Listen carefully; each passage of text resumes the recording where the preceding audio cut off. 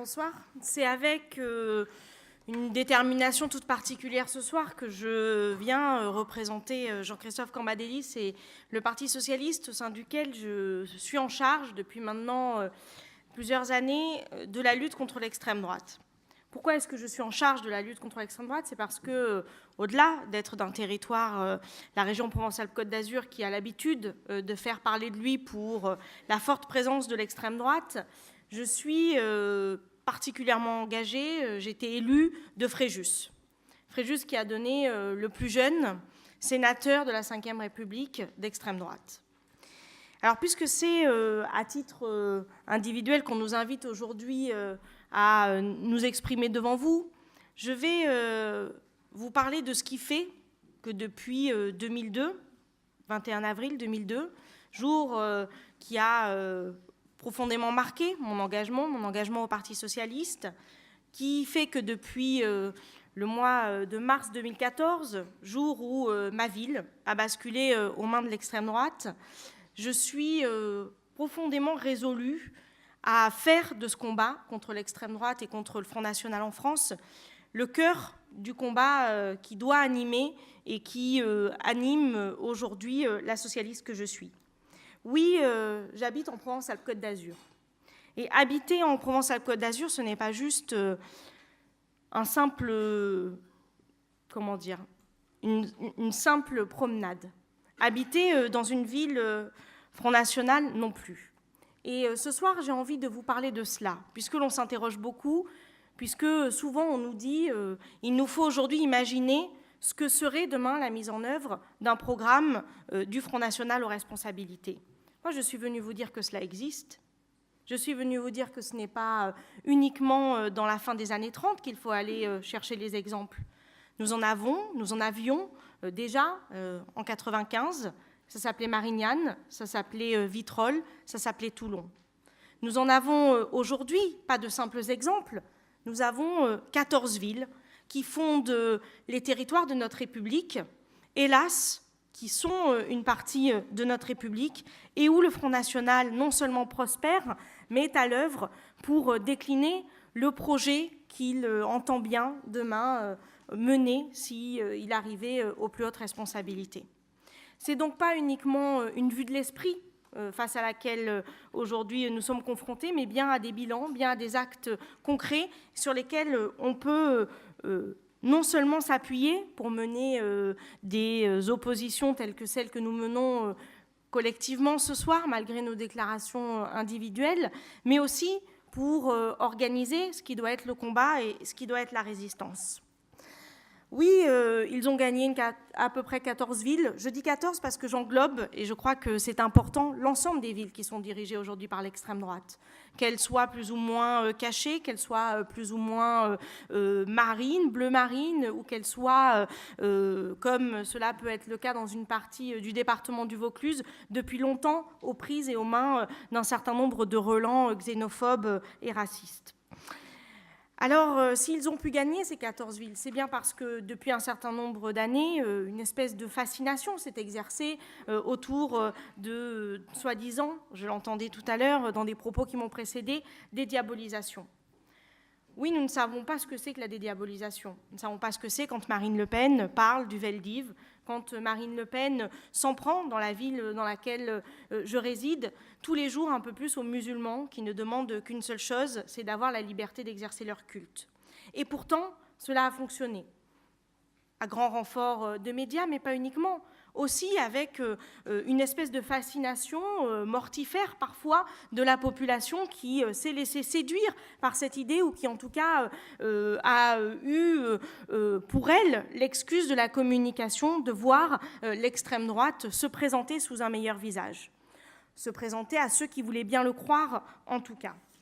Alors si vous me le permettez, moi je voudrais vous dire ce que l'on voit au quotidien dans ces villes. Je voudrais vous dire ce que le Front National présente à ceux qui veulent bien le voir et à ceux qui ont décidé de ne pas se laisser duper par les opérations de communication.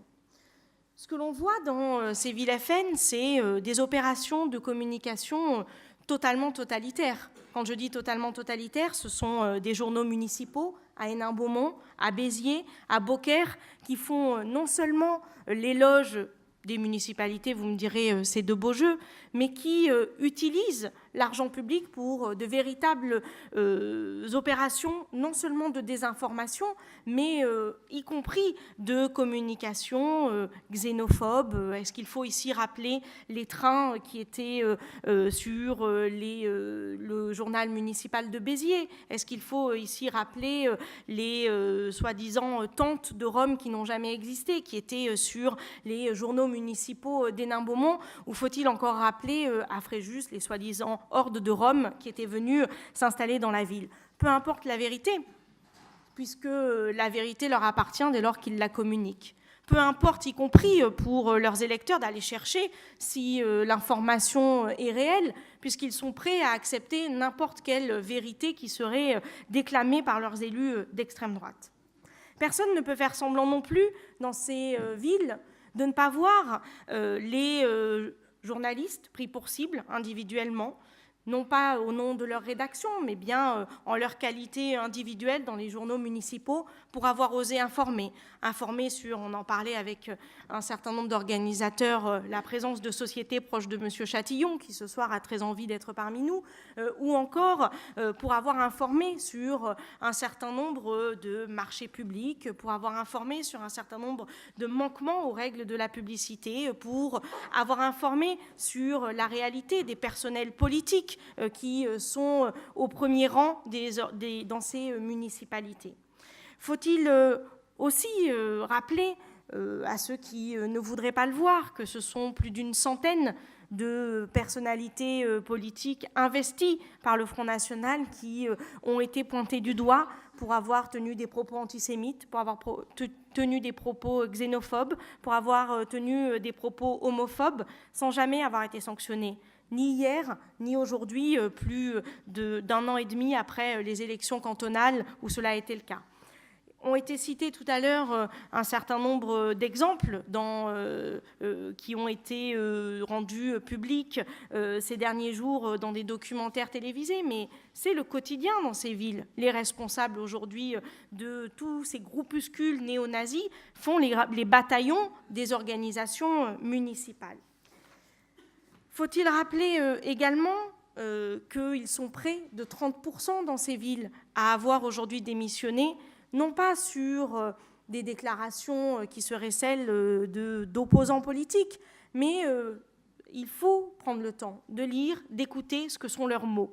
Leurs mots sont simples. Ils disent qu'ils sont face à des élus qui ne servent en aucun cas l'intérêt général, qu'ils sont face à des élus qui sont autoritaires dans leurs pratiques, qui manquent de démocratie et surtout qui sont aujourd'hui en action non pas en fonction des intérêts de leur ville, mais d'un seul et même objectif, qui est la stratégie de conquête du pouvoir par la présidente du Front National. Alors les qualificatifs ne manquent pas pour parler du Front National, cela a été dit. Oui, il y a aujourd'hui sur les territoires, il y a aujourd'hui en France des gens qui sont prêts au mieux à se cacher derrière des soi-disant politiques de dédiabolisation ou qui au pire adhèrent complètement à ce qui fait le cœur même de l'idéologie de l'extrême droite. Et je voulais... puisque nous parlions depuis tout à l'heure de la responsabilité individuelle tout autant que la responsabilité collective, vous dire que je crois qu'il appartient à chacun de s'interroger dans ces villes, mais pas uniquement aujourd'hui, dans l'ensemble des territoires de la République, sur notre capacité à être silencieux, à être parfois complice et surtout à être coupable. Comment ne pas réagir quand dans des villes tels que Fréjus, Cogolin, Hénin-Beaumont, Le Luc, Marseille, 15e arrondissement, Beaucaire, Bolène, quand dans des villes comme Hayange, Villers-Cotterêts, Mantes-la-Ville, ce sont toujours les mêmes scènes qui nous sont racontées, de racisme ordinaire, de racisme assumé. Comment ne voulez-vous pas que je réagisse devant cette mère d'élève, devant l'école de mon enfant, qui, parce qu'elle a... juste pris une minute de trop pour traverser le passage piéton, se voit klaxonner et demander de rentrer dans son pays puisque le Front National a gagné. Voilà la réalité des villes FN. Voilà la réalité des silences. Voilà la responsabilité de chacun, aujourd'hui, à non seulement ne pas être silencieux, mais à rentrer dans le combat. Oui, il y a des nids de démocratie. Oui, il y a l'impossibilité pour ceux qui demandent simplement à maintenir leur action de pouvoir le faire. Secours populaire à Hayange, Secours populaire à Hénin-Beaumont, Ligue des droits de l'homme à Villers-Cotterêts, Association de centres sociaux à Fréjus, Association de solidarité avec les immigrés. Si je les cite, c'est parce que trop souvent, une fois l'information passée, une fois le fait d'actualité passé, nous oublions que c'est cela la réalité qu'il y a derrière l'extrême droite et que non seulement elle est mortifère pour la démocratie, mais qu'elle est aussi pesante que nos silences individuels et collectifs le sont. Alors, moi aussi, je crois qu'il n'y a pas de fatalité. Moi aussi, j'espère, je vais même vous dire, je me bats tous les jours pour que non seulement Marine Le Pen ne soit pas au deuxième tour de cette élection, il n'y a pas de fatalité. Pourquoi la Ve République porterait 2 fois un parti d'extrême droite au deuxième tour de la présidentielle? Mais je me bats aussi pour que derrière cela, il n'y ait plus aucune de ces villes qui soit détenue pour l'extrême droite. Et ça ne sera pas que le combat de la présidentielle. Ça sera notre combat à tous. Ça sera le combat non seulement ici, mais sur mon territoire. Ça sera le combat aujourd'hui et pour demain. Et je n'ai qu'une seule certitude, c'est qu'il faut non seulement mener ce combat, l'assumer pleinement, parce qu'il est juste, parce qu'il est... et je le dis, un combat non seulement de valeurs, mais un combat moral, et tout simplement parce que c'est cela, la République.